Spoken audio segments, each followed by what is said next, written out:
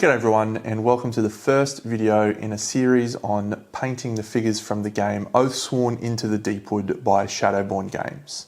These videos will showcase a variety of techniques and tricks that you can use on your own figures, and rather than doing a whole step-by-step for each model, for each figure we're going to focus on a specific topic. Firstly, a little bit about me. I have been painting figures on and off for a very long time. During that time, I've made a variety of different content, including painting tutorials, battle reports, travel diaries, and more recently, I've been streaming my painting of miniatures on my Twitch channel.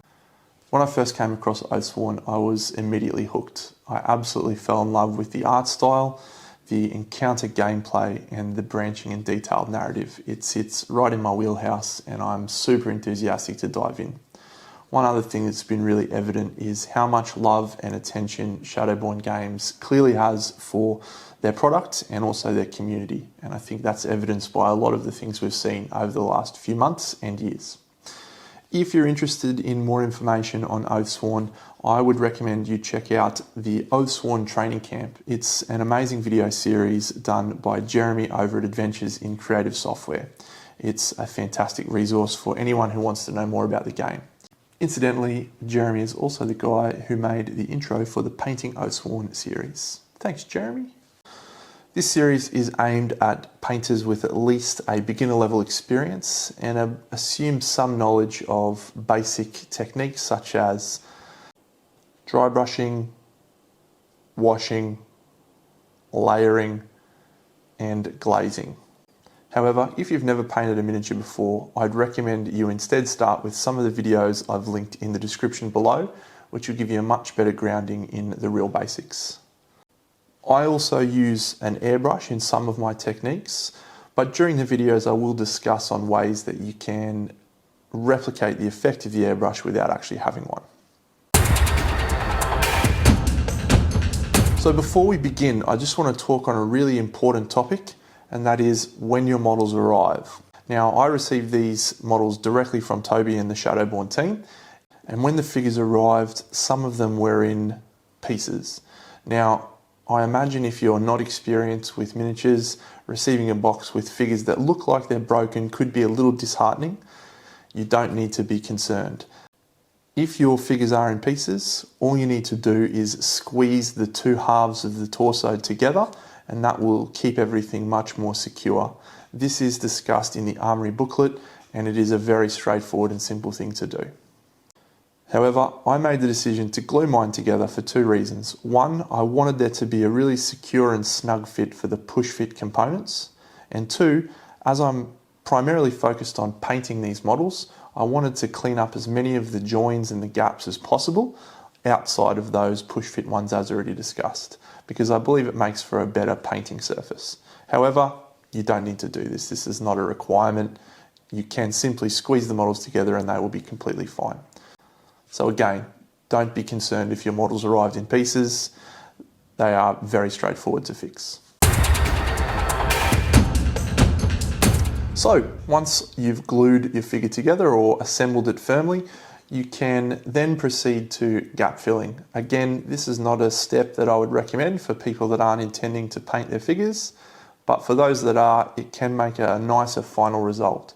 I use putty to fill some of the larger gaps, and I use a white glue or a PVA glue or Elmer's glue to fill some of the smaller gaps. This is a really inexpensive option that's extremely user-friendly, as you can apply it with a brush and remove it with a wet brush. So it's really hard to get it wrong, and it has a great finish. Once we've done all of the gap filling, we will then need to remove the mold lines.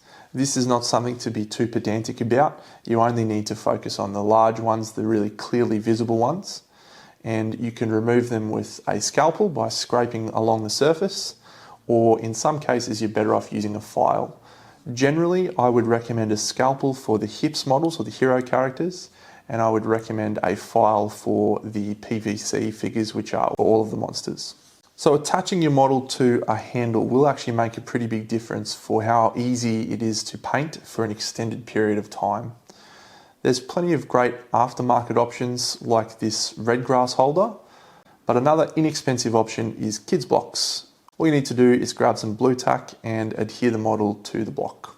It makes it much more comfortable for extended painting time.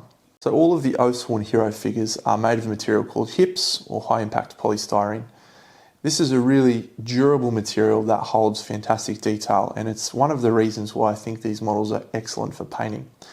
The sculpting of these figures was designed to account for swappable weapons, which does actually create some new considerations for painting. The first of these is the precision of the moulding. These connections have been engineered with a specific tolerance, so they'll stay attached without needing glue, but can also be removed without using excessive force. It's a really delicate balance, and if you get that tolerance wrong, it will create some issues in the future with swapping weapons. So when painting, it's really important that we cover off these connections with blue tack so that we don't get any paint on those crucial joins. It also gives us an easy way to attach them to a holder for painting. That brings us to our second consideration, which is painting all of the arms and weapons to look the same and consistent with the original model. So my approach to that challenge is painting one set of arms on each figure, and then later removing those arms and attaching them to a handle and painting the other ones alongside it. That will ensure we get a consistent lighting and colour across all of those weapons. Finally, we are ready to prime the figure and begin painting. For all these models, I'm going to be using a technique called zenithal priming. And all that means is light coming from above, from the zenith. It's something that you can do with a rattle can or an airbrush or even a dry brush if you don't have either of those options. After we've done the zenithal prime, I'm then going to use a specific overlay colour for each figure. So these overlay colours are going to be to add a specific atmosphere and create a good base tone to work from for the figure. This is a simple way to cut down some painting time. Again, I'm going to be applying this overlay colour with an airbrush, but it is simple to do so with a wash or a normal paint as well. So, a final note on paints. I use a whole variety of manufacturers, including Chimera, Vallejo, AK, Scale 75, and Citadel. And there's even some other ones in there as well. It's important to note that you do not need to use all of these different paints for your own figures. In our first video, we will be painting the Scar Tribe Exile, and the focus of the video will be on painting Caucasian skin tones. I'm really excited about painting these figures, and I hope you are excited to join me. I look forward to seeing you in the next video.